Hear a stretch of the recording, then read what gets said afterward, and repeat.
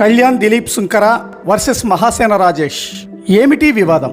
కళ్యాణ్ దిలీప్ సుంకర నీవు నేర్పిన విద్యయే నీరజాక్ష అంటూ ఒక వీడియో చేశారు. చంద్రబాబు అరెస్టు నేపథ్యంలో బెయిలు రావడం లేదని తెలుగుదేశం వర్గాలు జ్యుడిషియరీపై అనుమానాలు, ఆరోపణలు వ్యక్తం చేస్తున్నారు. అసలు జ్యుడిషియరీని మేనేజ్ చేయవచ్చా? ఈ వీడియోలో కళ్యాణ్ గారు చాలా స్పష్టంగా జ్యుడిషియరీని చంద్రబాబు గారు మేనేజ్ చేశారనే ఆరోపణలు వస్తున్నాయి. ఆయన చేశాడో లేదో తెలియదు.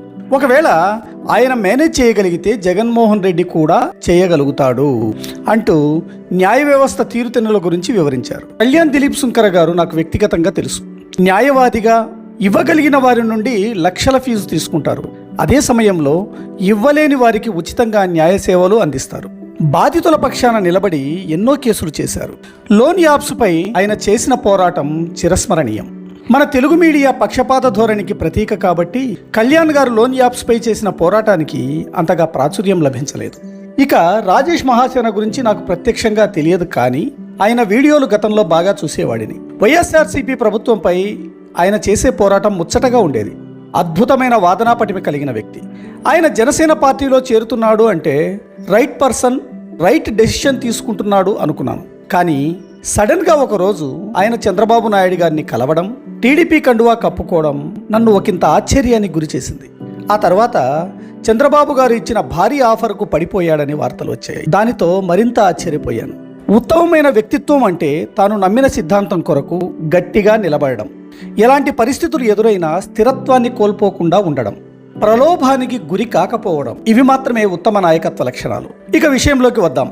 కళ్యాణ్ దిలీప్ గారు చేసిన వీడియో చంద్రబాబు నాయుడు గారిని విమర్శించడానికో జగన్ గారిని పొగడడానికో చేసిన వీడియోలాగా కనిపించలేదు. ఎందుకంటే కళ్యాణ్ గారి వీడియోను చూశాను, మహాసేన రాజేష్ గారు చేసిన వీడియోను కూడా నేను చూశాను.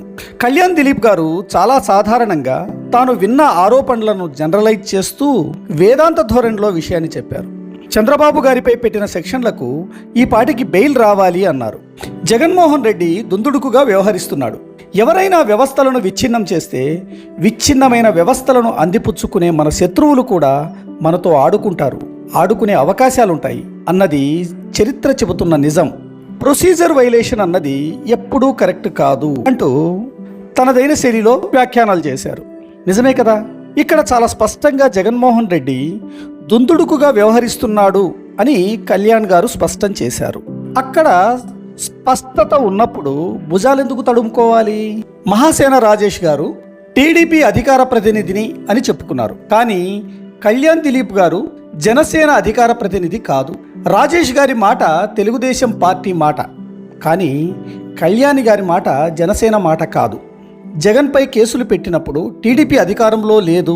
అలాంటప్పుడు మేమెలా వ్యవస్థలను మేనేజ్ చేస్తామో ఇది కరెక్ట్ కాదండి అంటూనే చంద్రబాబు జ్యుడిషియరీని మేనేజ్ చేశారో లేదో నాకైతే తెలియదు అన్నారు రాజేష్ గారు.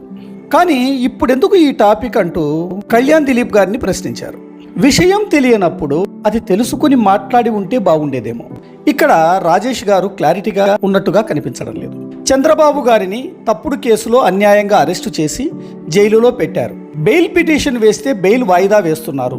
బెయిల్ పిటిషన్ కొట్టివేయరు, అలాగని బెయిల్ ఇవ్వరు. జడ్జి సెలవుపై వెళ్ళారు.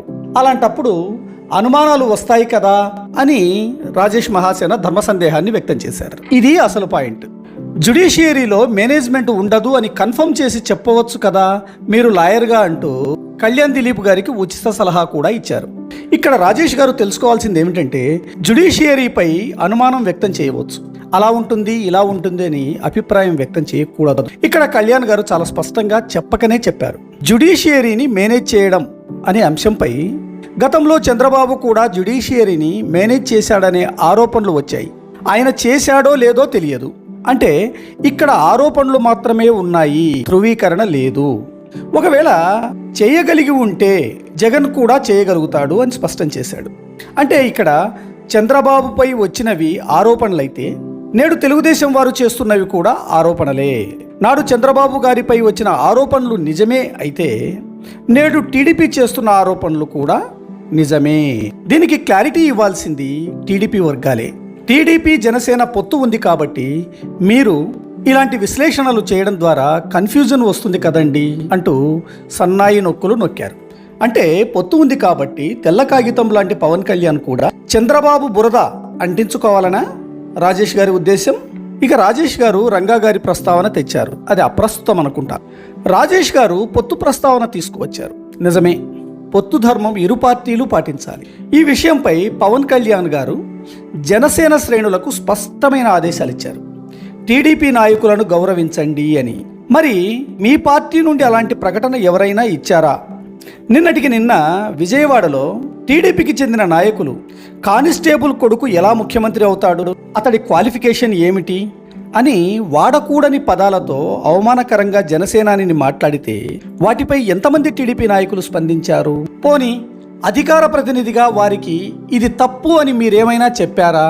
అంటే నీతులు ఎదుటి వారికి మాత్రమే చెబుతారా? మీ పార్టీ వారికి చెప్పరా, లేక చెప్పలేరా? రాష్ట్ర ప్రయోజనాల రీత్యా జనసేన టీడీపీ కలిసి పోటీ చేయాలన్నది పవన్ కళ్యాణ్ గారి ప్రతిపాదనే.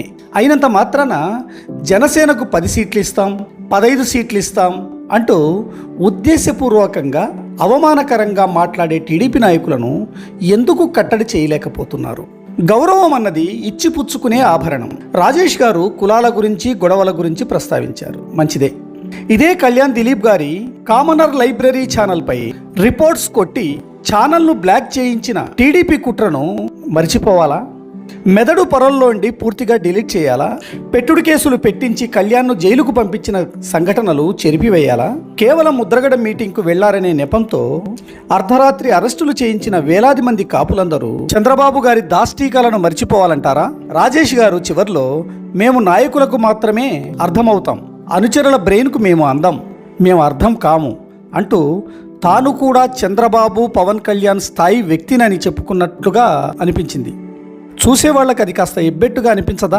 ఇక చివరగా ఎన్నికల వరకు ఇలాంటి వీడియోలు వదలకండి, ఎన్నికల తర్వాత మీ ఇష్టం అంటూ కళ్యాణ్ దిలీప్ గారికి ఉచిత సలహా ఇచ్చారు.